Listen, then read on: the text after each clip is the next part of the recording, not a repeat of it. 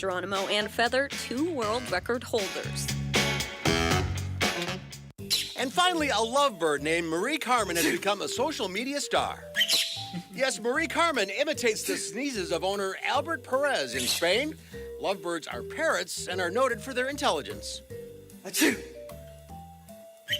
Bless you, Marie Carmen. With intern Louie, that's this week's edition of Lola's Lowdown. I'll tell you, that line, I wouldn't get that close to a line. All right. So scary. Thanks for helping out today. Yeah, thanks. Have yourselves a great weekend. We'll see you back here on Monday. News 3 at 5 starts right now.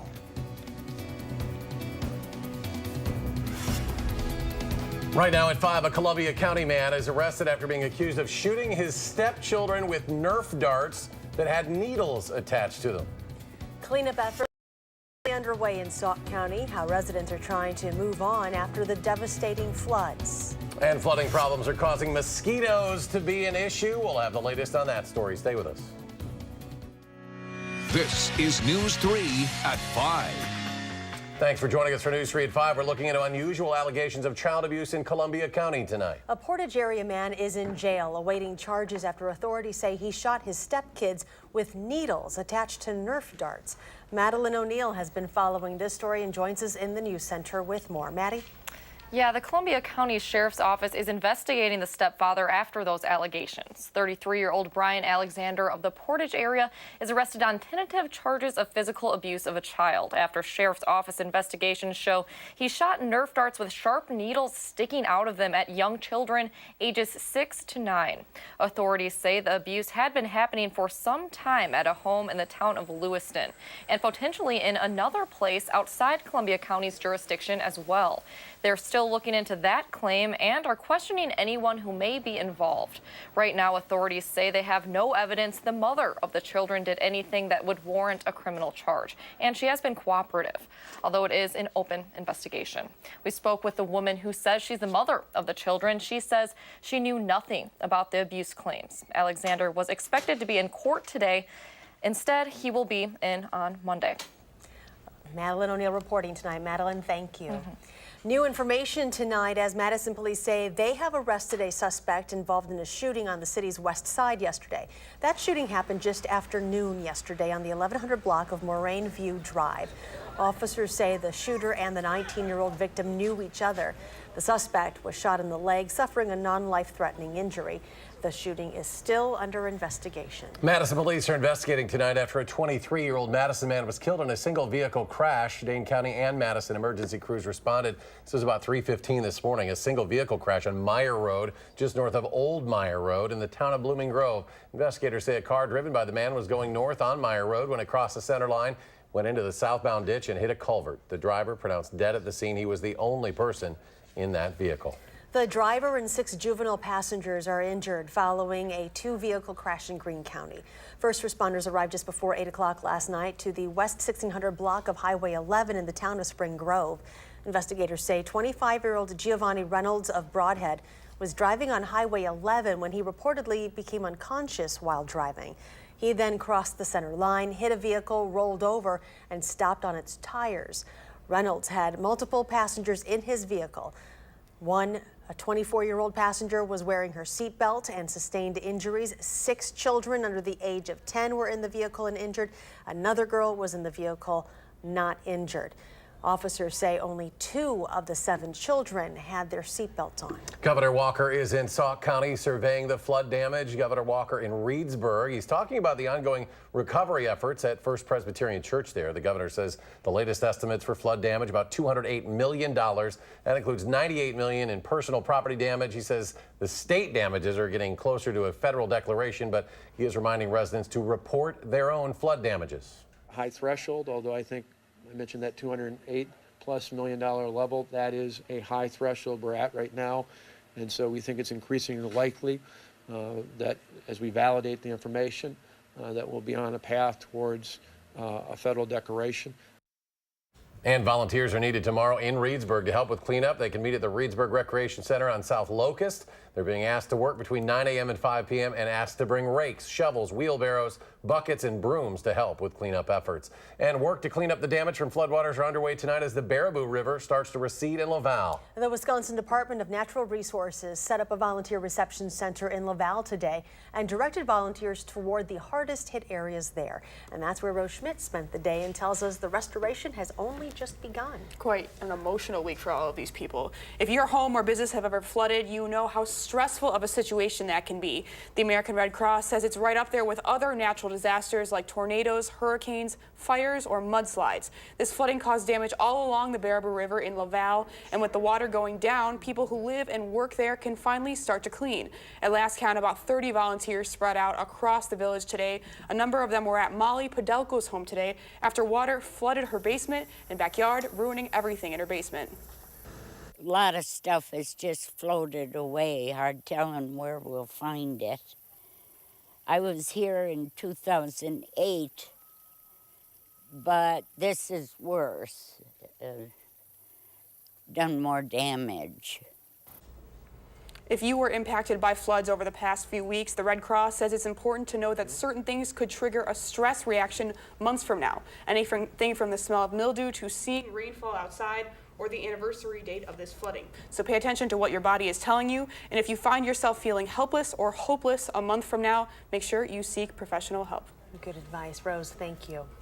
Sauk County Emergency Management says the Baraboo River in Baraboo has crested 11 feet. And that's good news considering officials originally thought the water would get to 12 feet, 2 feet higher than last week.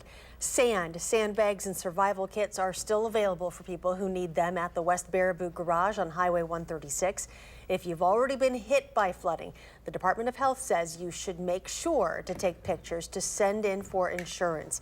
Sauk County Emergency Management is now holding conference calls where residents can call in with questions about flood damage. As flooding continues in Rock County, officials are still offering places where residents can sandbag. County officials say the Rock River at Lake Koshkonong is expected to rise nearly a foot, which would be major flood stage by September 13th. The Rock River at Afton also expected to rise. There are 4 places around Rock County where residents can get those sandbags: the Newville Park and Ride, the North River Road boat landing at the Janesville Transit System building, and the City of Beloit Department of Public Works building. Madison Mayor Paul Soglin says flooding and high lake levels could be an ongoing concern through the spring. And even though weather conditions are currently dry, area lakes are still several inches above the 100-year flood level. City officials are asking people to continue protecting their homes with sandbags. If weather is unfavorable anytime in the near future, flooding threats remain. We're going to be under this kind of stress at least through the spring. Depends upon what kind of snow we get, what kind of patterns of freezing, and then rains in the spring. The City of Madison has extended free overnight parking in city garages. Boat launches at Old Brick Park, Law Park, and Olin Park are closed starting at 4 o'clock and will remain closed until further notice. For more information about these flood-related parking and street closures, you can go to the City of Madison website. Well, if you have stepped outside, the odds are you have felt them. You can easily see them, too. They're pretty big. Experts say the mosquito population is abnormally high for this time of year. Keely Arthur is live on our weather patio to explain why. Keely? Well, more rain equals more standing water equals more mosquitoes. Experts saying up to 10 to 50 times more than normally in September. And ask anyone, and they certainly are feeling that statistic. False alarm. When hunting for treasure, you have to, well, hunt. It's amazing what you can find. And the best stuff is normally found in the great unknown of the outdoors. Oh, yeah. And it could be anywhere. I mean, you never know what was there. While braving the elements, Steve Gunlock has unearthed a gem or two. One farm, the family's owned it since the 1840s. We found a 1795 Irish miner's token, which would have been money that the miners used at their own company store. But 1790s is pretty old for Wisconsin. But ever since the flooding, the mosquitoes seem a lot larger and more aggressive. He's taken home more bug bites than treasure. I mean, you can't tell, but I had like 30 bites on my legs. I didn't even know they were biting me because I was having fun, but We have seen a spike. Between 10 to 50 times more mosquitoes than what you would see in a normal, drier September. The actual mosquitoes that we're seeing are Aedes vexans and Aedes trivitatis, and those are both referred to as floodwater mosquitoes. They breed in floodwaters, and so when there's an abundance of floodwaters, you see a spike. So are floodwater mosquitoes dangerous? We also refer to them as nuisance mosquitoes, so you can expect to be annoyed by them. They are a bit of a nuisance, but as far as disease transmission or anything like that, in this area, they're not known to carry any diseases at all. And the even better news. It is getting cooler, so the upshot is that these numbers will go down. So while Gunlock's hunt might have left him treasureless, It's only a 1984, just a newer penny. he probably will be bite-free, too. A lot of junk before you find something good. Experts say that these insects do respond to both DEET and non-DEET insect repellent. Also, be sure to wear long sleeves, avoid wooded areas, and maybe try to stay inside while we weather this storm.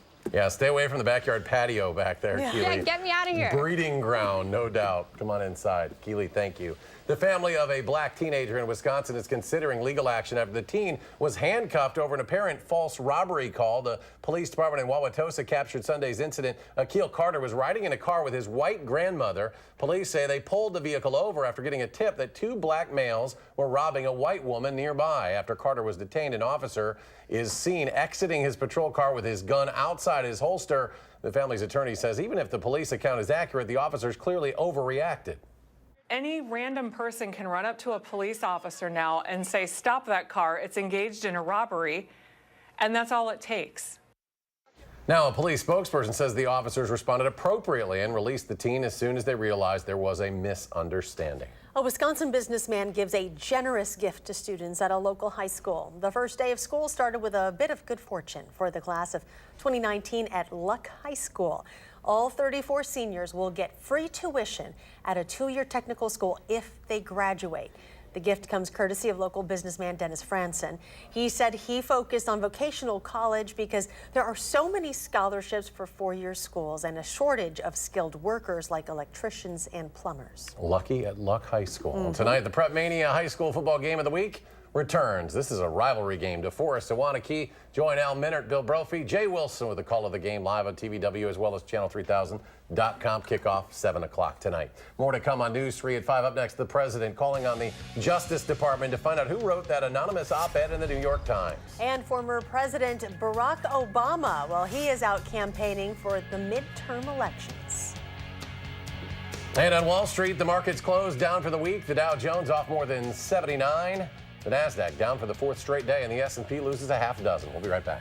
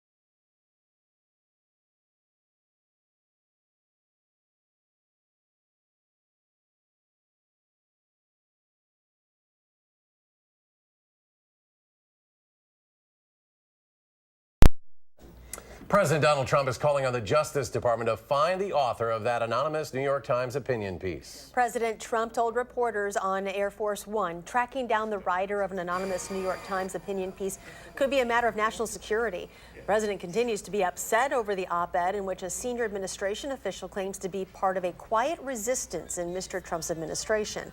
Senator Lindsey Graham linked the op-ed to special counsel Robert Mueller's investigation into Russian collusion. If you can't get him on colluding with the Russians, the new line of attack is going to be he's just not fit for office. If you don't believe me, believe Anonymous. President Trump says Attorney General Jeff Sessions should join the hunt for the anonymous author. The Department of Justice is not confirming or denying that it has launched an investigation into the matter. And former President Obama kicked off a Get Out the Vote effort with an appeal to young voters in Illinois and a rare public appearance since leaving office. He was back in the national spotlight to deliver his speech with a simple message to young voters at the University of Illinois Champaign-Urbana. President Obama heading out of the campaign trail to fire up the Democratic base ahead of the midterms. He says the stakes are high. The nation's 44th commander-in-chief offered a rare criticism of his successor. And by the time I left office, household income was near its all-time high, and the uninsured rate had hit an all-time low, and wages were rising, and poverty rates were falling. I mention all this just so when you hear how great the economy is doing right now, let's just remember when this recovery started.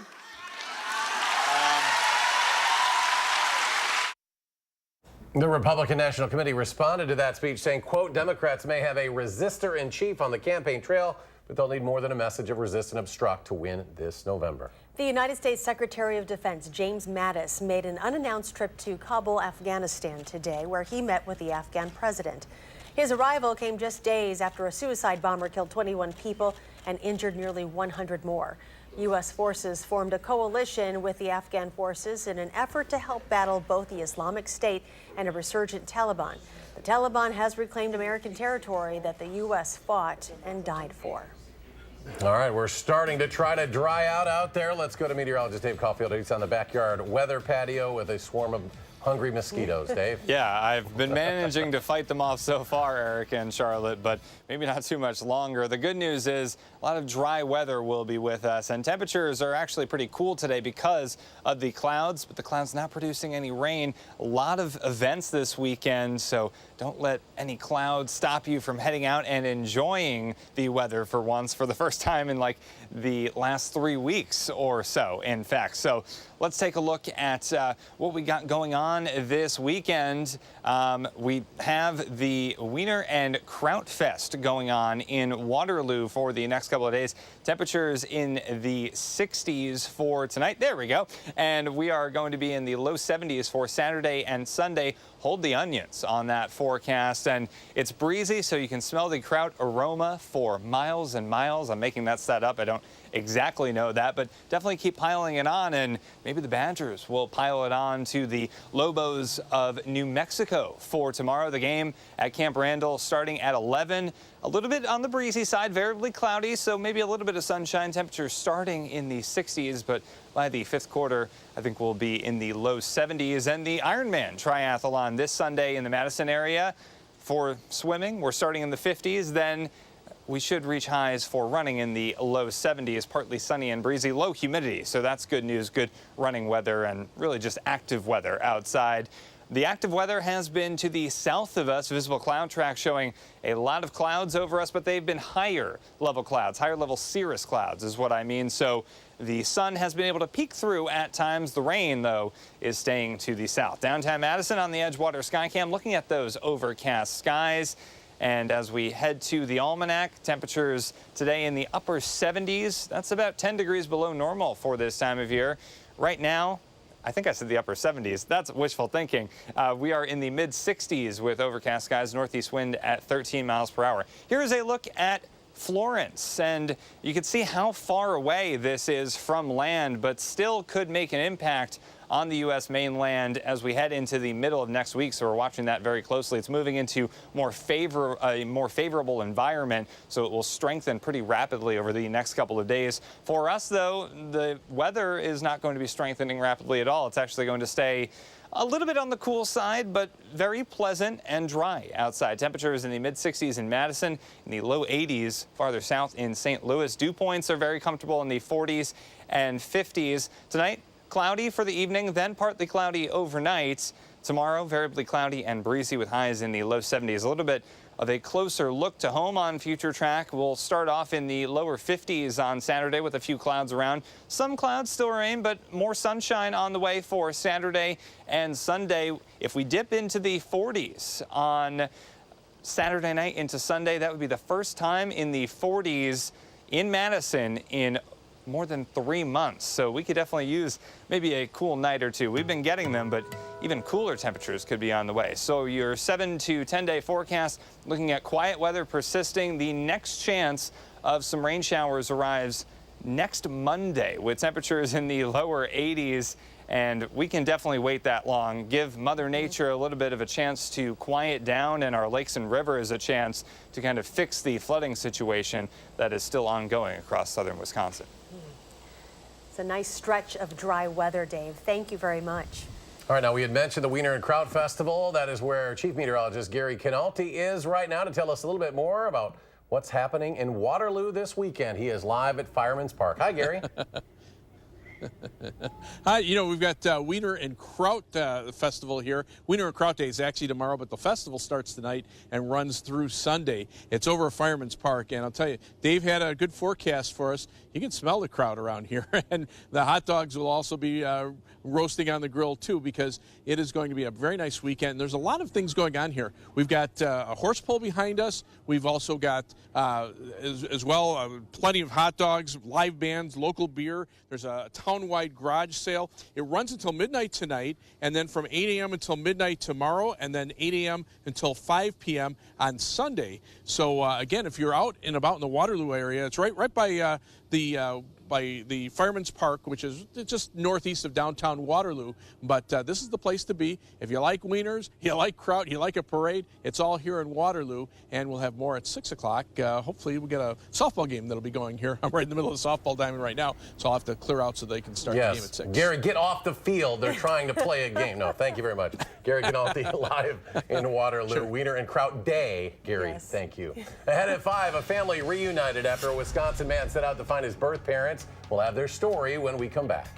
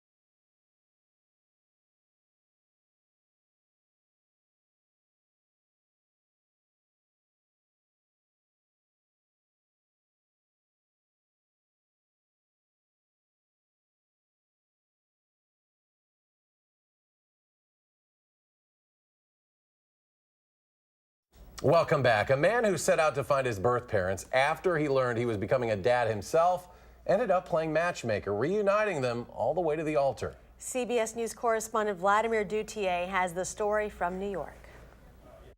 I'm Martin Schmidt. I'm their son. This moment, captured on cell phone video, was more than 3 decades in the making. But the journey to get here, an altar under a tent in rural Wisconsin, was a journey of heartbreak, pain, but most of all, love. The parents that adopted me have always been super supportive. 36-year-old Martin Schmidt was a newborn when he was adopted. His birth mother, Michelle Newman, was just 16 years old when she found out she was pregnant, several months after she and her high school boyfriend, Dave Lindgren, broke up. I struggled with the decision. I just prayed adoption was the best choice. Did you ever stop thinking about him? Never. Never. Michelle and Dave went their separate ways after Martin's adoption. Michelle moved to Hawaii. Dave stayed in Wisconsin and had several biological and stepchildren. In 2014, with a baby of his own on the way, Martin got in contact with his birth mom. She, in turn, reached out to Dave. We talked until 2 o'clock that morning. So we were on the phone in probably 3 hours. And it just felt natural, like we just picked up from 17, 18 years old again. And then later in the month, she's like, well, why don't you come out to Hawaii? Their connection and chemistry was instant. That trip led to dating. Eventually, Michelle moved back to Wisconsin, and the couple's relationship with each other and Martin blossomed. To watch him with his kids, he's just connects with them, pays attention to them, sees them. His parents did a great job. You two have found each other and fallen in love after finding me. In early August, Dave and Michelle tied the knot, and Martin officiated. I think that the reason that this is working out so well is that these are really good people. Martin's adoptive and birth parents are both involved in the lives of his children, and he says the whole situation couldn't have worked out for the better. Vladimir Duthier, CBS News, New York.